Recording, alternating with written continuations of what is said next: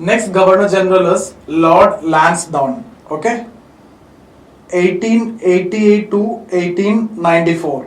Lansdowne is a city in Uttarakhand. Like when we have discussed about Dalhousie, I told you Dalhousie in itself is a city which was in Himachal Pradesh. So similarly, Lansdowne is a city in Uttarakhand. Now, the important point which I need to discuss under Lansdowne is in 1892 Indian Council Act. Okay, so basically there was a Indian Council Act in 1861 also, right? So three Indian Council Act is there: 1861, 1892 and 1909. Now in these acts, if you see, the number of members in the legislative assemblies were steadily increased or slowly increased from 1861 to 1892 and to 1909, right? So the number of members in the legislative assemblies is increased. So it was like 1861, then more in 1892, then more in 1909. So what I'll do is I will cover all these acts, three acts together. Out of this, 1909 is very important for us.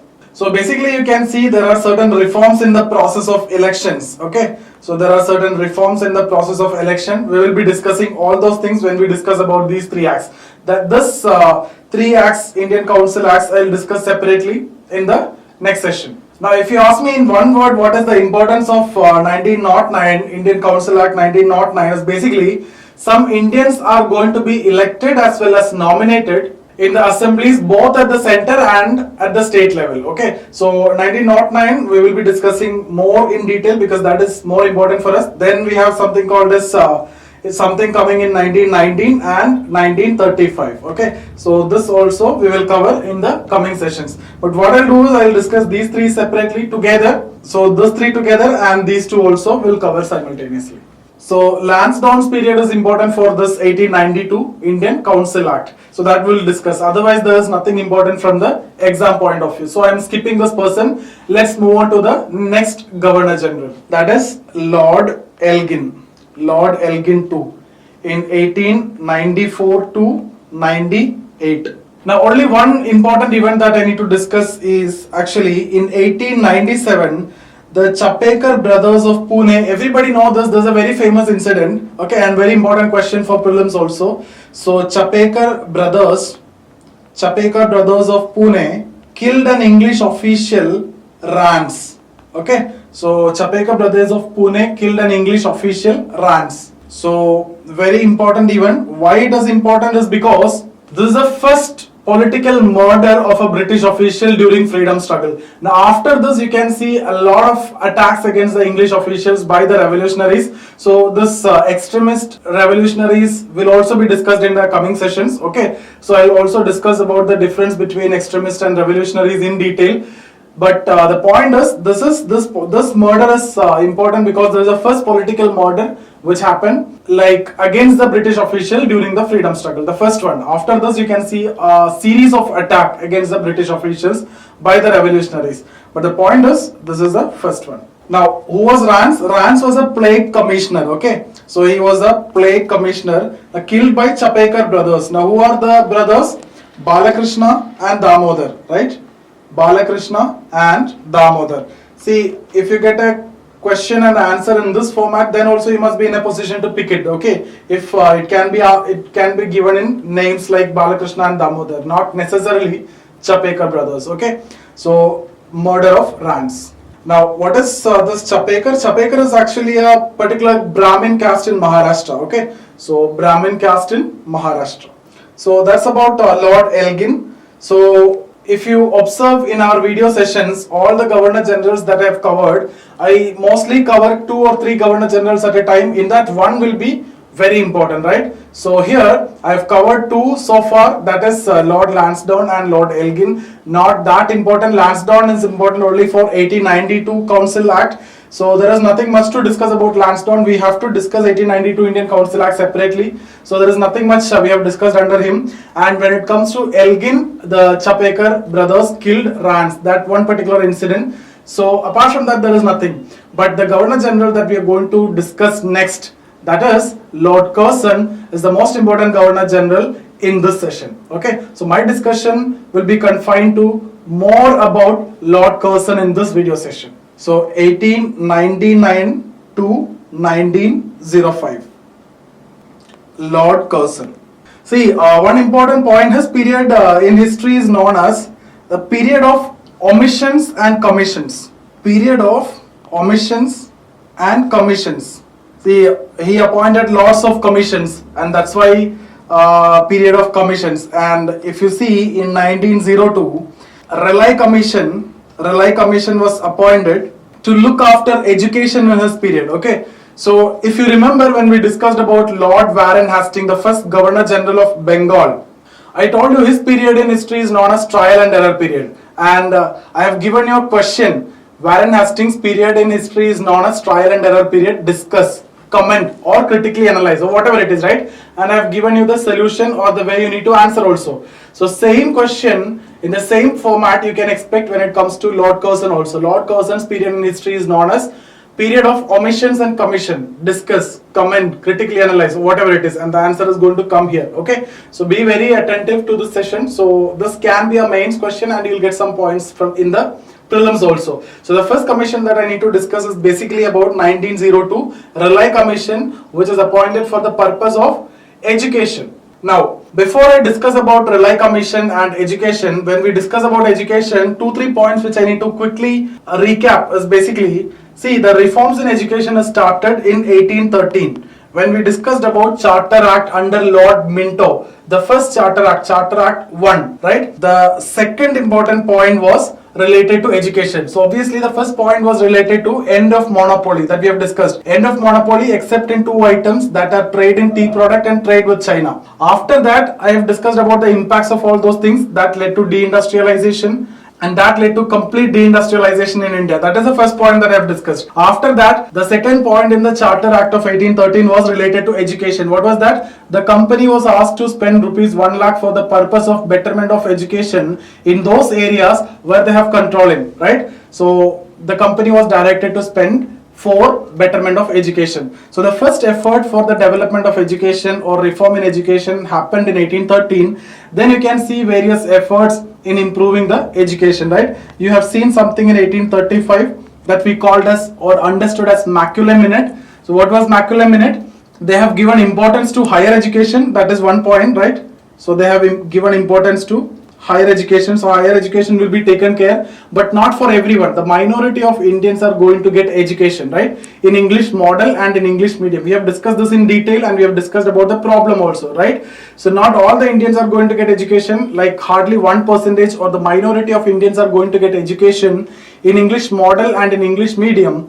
And the assumption was that this 1% who is getting the education in English model and in English medium will teach the other Indians in vernacular language. But this assumption was never came true, or it was never practical, right? Those Indians who got education, they never taught the rest of the Indians. So this is what we call as trickle down theory or downward filtration theory. Macaulay Minute is also called as trickle down theory or downward filtration theory, but that was again a failure. Okay. Now, after that we have seen in 1837 something, right? Till then Persian was the official language. In 1837, Persian was replaced with English as the official language. And that created a lot of problem among the Muslims, because now Muslims are going to lose all the key positions that they were holding till 1837. Now, the moment English became the official language, Muslims are not good at English. So they are going to lose the post that they were held. After this, we have seen the most important among all, that is Wood's Dispatch in 1854, right? Wood's Dispatch in 1854, and we call it as Magna Carta of modern Indian education. The reason is the responsibility of giving education to masses is now with the government. The government took up the responsibility of giving education to masses, and that's why it is called as Magna Carta of modern Indian education. And there are around 5-6 points that we have discussed under that, so you can have a quick recap, go back to the previous video session and see in detail, right? And after that we have seen in 1882 Hundar Commission, right? So Hundar Commission. Now when you discuss about 1835, 1854 and 1882, the points, the most important point, in 1835 they have given importance to higher education. When it comes to Wood's Dispatch, they have given importance to secondary education. And the problem of giving education to primary sector, that is at the primary level, solved in Hundar Commission. They are giving importance to primary education. So instead of coming Instead of going from bottom to top, they are coming from top to bottom, right? So from here onwards, most of the problem with education are solved. Now let's move on to discuss about Relay Commission, okay, which was appointed by Lord Curzon for the purpose of reforms in education in his period. Now on the basis of this, University Act was passed, okay, in 1904. Indian Universities Act was passed. Indian Universities Act was passed in 1904. Now it was very controversial as its purpose was basically to control the universities in India. Now why you want to control universities in India? See, universities are predominantly, when you talk about universities, after Hundar Commission report, more and more universities to be started, right? And we have seen establishment of more universities after Hundar Commission report. But predominantly, if you see, the three important universities were in Bengal, Bombay and Madras, three presidencies, right? Three presidency cities or three presidency towns, and most of the anti-nationalist activities were happening here. That is the British version, right? So in their point of view, the universities became an anti-national hub. So they want to control universities. So we have seen already in 1857, three universities were established in three presidencies, right? Bengal, Bombay and Madras, and this created a middle educated class. So if you look this point, from 1835 we have seen Maculum in it, and coupled with 1857 establishment of universities, that created a middle class who are more educated and who are more politically aware. So they started demanding certain rights from the English. So when they look at English citizen, the same British rule is there and the English citizen is having more rights, and the same people are governing India also, but the citizens here are not having the rights which was offered in England. And more than that, they are exploiting the Indians, okay? The Britishers are exploiting the Indians, so they started demanding more and more rights. And they called it as un-British rule in India. It is not the British who are ruling in India. The reason is the same British are ruling in England, where the citizens are getting all the rights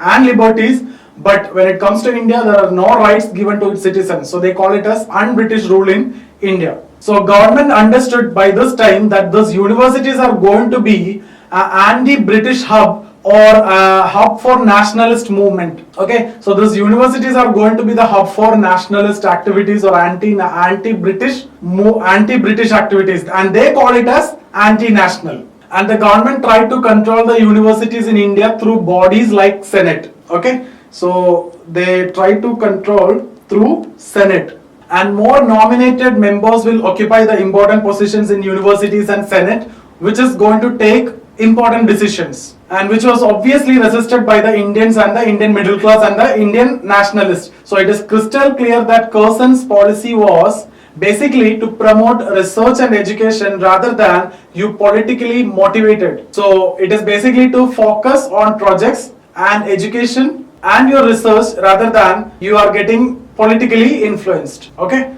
so and since then this debate is going on whether the universities should be focused on only education or there should be some element of politics or such kind of other activities. Okay, and there are always a division. On one side people will say that you can allow election or political situations in universities, but on the other side people say that universities are only for research and education purpose. So even though you are saying that Curzon's objective was basically to promote research, education or development of projects, etc., and not to make the students or the researchers politically motivated, basically the ultimate objective is basically to establish a government control over universities, and which is obviously resisted by the nationalists at any point of time. See, something against nationalist, like see, when we have discussed about 1877, right?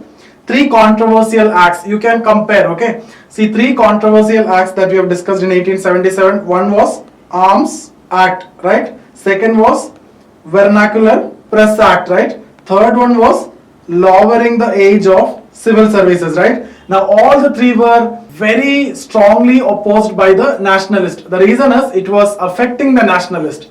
Okay, see, if you see Arms Act, what was Arms Act? The license to possess arms became little more tough for the Indians and which was liberalized for the English. So they felt it as discriminatory and they opposed against it, right? So they obviously opposed, and it is actually affecting the middle class only. The poor man, there is no way it is going to affect, right? So they were actually working for their own reason. Now, if you see, when elections were introduced in India for the first time, when the local government started, I told you already in Ripon's time, the elections was there. It was not based on universal adult suffrage, but it was based on limited suffrage. Those who are educated, they will be able to vote, and those who are paying tax, they will be able to vote, not the common man, right? And very minority is going to contest election. Hardly 2.2% is going to vote, and within that 0.5 or something is going to contest election. So this was not opposed by the nationalists, because even the nationalist point of view also, if the educated people, if the uneducated people are going to vote, what is the to whom they are going to vote, and on the basis of what idea they will vote, etc. This is what they thought.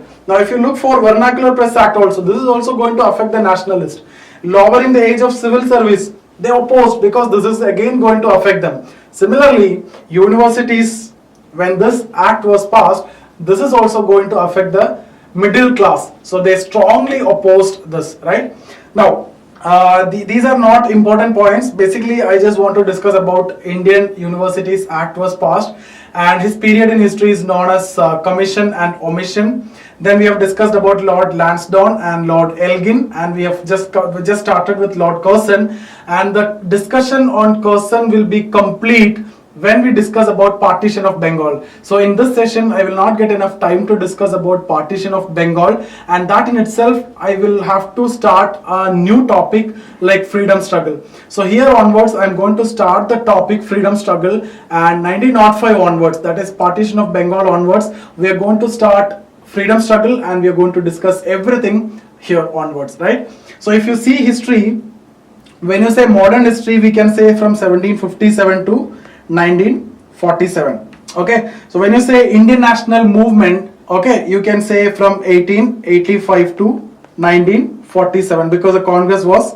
started or established in 1885. Now when you say freedom struggle, you can either, there is a confusion, it is either from 1857, some people will say from 1857 to 1947 it is freedom struggle, because the first struggle happened here, and some people say 1905 to 1947. Now whatever it is, I am going to consider, we have discussed this 1857 as a separate topic. So here onwards, I am going to consider this as freedom struggle, and we are going to start freedom struggle from 1905, partition of Bengal onwards. So next session, I will be discussing about partition of Bengal in detail, and we will cover entire topics in history in the coming sessions. Okay, now in between 1861 Council Act, 1892 and 1909, I'll have to cover separately, that also I will cover. The 1919 Act and Government of India Act 1935 will also be covered separately. Otherwise, all the points will cover in the coming sessions. Hardly 5-6 sessions I'll take, I'll cover the complete history.